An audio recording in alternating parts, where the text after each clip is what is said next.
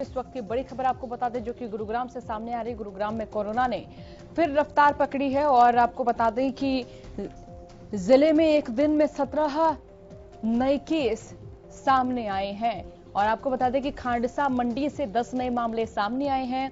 इसके साथ आपको जानकारी दे दें निजी अस्पताल के 3 मरीज भी कोरोना पॉजिटिव मिले हैं और ढूंढा हेड़ा गांव में कोरोना के 4 मरीज मिले हैं। इसके साथ गुरुग्राम में 104 पहुंची मरीजों की संख्या। तो देखिए, दिल्ली से सटा हुआ इलाका होने के कारण गुरुग्राम पर लगातार प्रशासन की पैनी नजर भी रही है, लेकिन फिर भी देखिए कि गुरुग्राम से संक्रमण के जो आंकड़े हैं वो लगातार बढ़ते जा रहे हैं। जिले में एक दिन में 17 नए केस सामने आए हैं। बहुत बड़ा चिंता का विषय माना जाए कि एक दिन में 17 नए मामले सामने आए हैं। खांडसा मंडी से 10 नए केस सामने आए हैं। निजी अस्पताल के 3 मरीज भी कोरोना पॉजिटिव मिले हैं। इसके साथ ढूंढा हेड़ा गांव में कोरोना के 4 मरीज मिले हैं। आप देखिए कि पहले ग्रामीण क्षेत्र सुरक्षित थे, लेकिन अब देखिए कि कोरोना का जो संक्रमण है वो भी लगातार बढ़ रहा है और खास तौर पर देखा जाए तो ग्रामीण क्षेत्रों में तादाद लगातार बढ़ती हुई नजर आ रही है। ये सबसे बड़ी चिंता मानी जाए। ज्यादा जानकारी के साथ संवाददाता मनोज वशिष्ठ हमारे साथ जुड़ गए हैं। मनोज, देखिए गुरुग्राम से भी लगातार आंकड़े बढ़ रहे हैं। जिले में एक दिन में 17 नए केस सामने आए हैं। सबसे बड़ी चिंता की बात तो यह है कि गांव से भी कोरोना के मरीज मिल रहे हैं। तो क्या कारण माना जाए इन बढ़ती हुई संख्या का?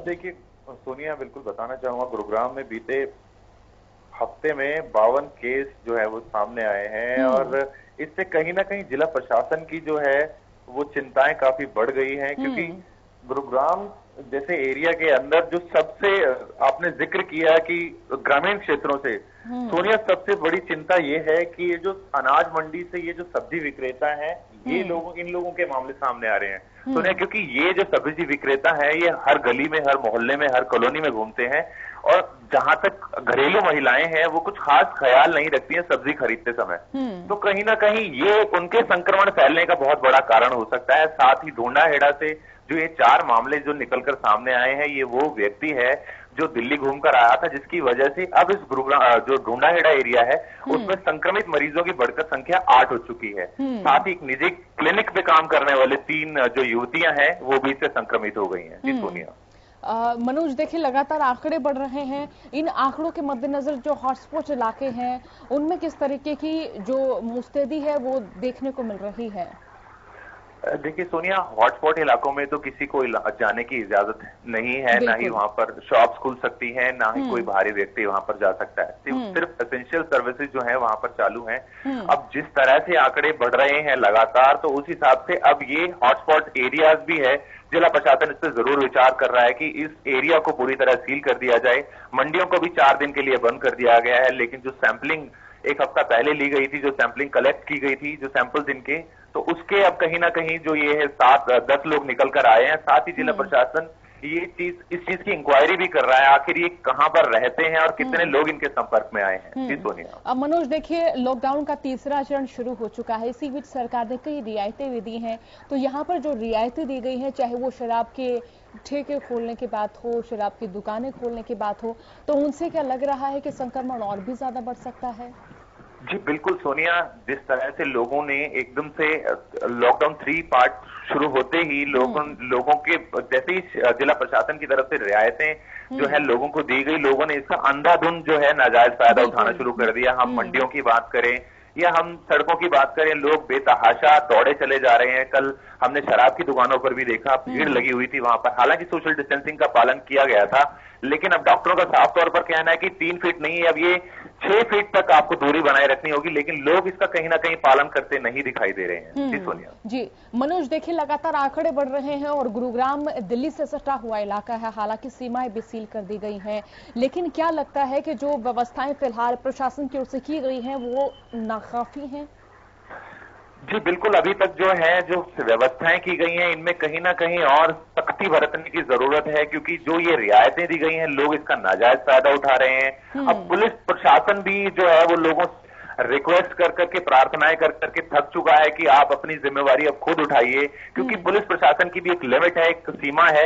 वो कब तक लोगों को समझाएगा? अब यहाँ पर लोगों को खुद अपनी जो भागीदारी है इस कोरोना युद्ध में वो बढ़ानी होगी, क्योंकि कहीं ना कहीं उनके साथ साथ उनकी परिवार की जिंदगी अभी कहीं ना कहीं दांव पर लगी हुई है। जी सोनिया।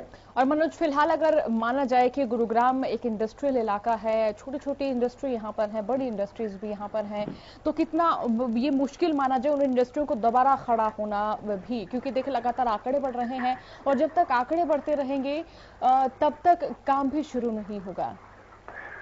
देखिए सोनिया, कल जरूर इंडस्ट्रीज शुरू की गई हैं, बहुत सारे इंडस्ट्रीज द्वारा जो है इंडस्ट्रीज को दोबारा से शुरू करने की कवायद जारी की गई थी कल।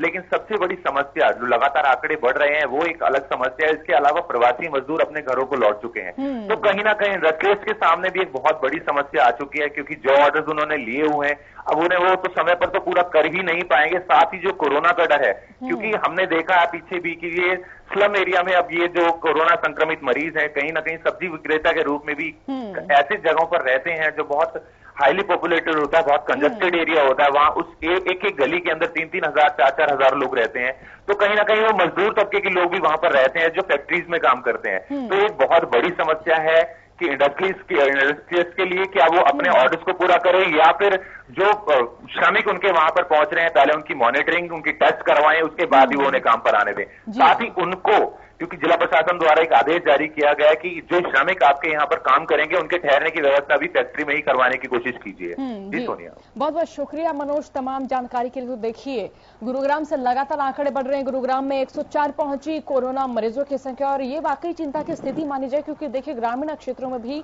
कोरोना दस्तक दे चुका है, संक्रमण लगातार जारी है और प्रदेश के अलग अलग इलाकों से भी खबरें आ रही हैं कि संक्रमण के केस जो हैं वो लगातार बढ़ते हुए नजर आ रहे हैं।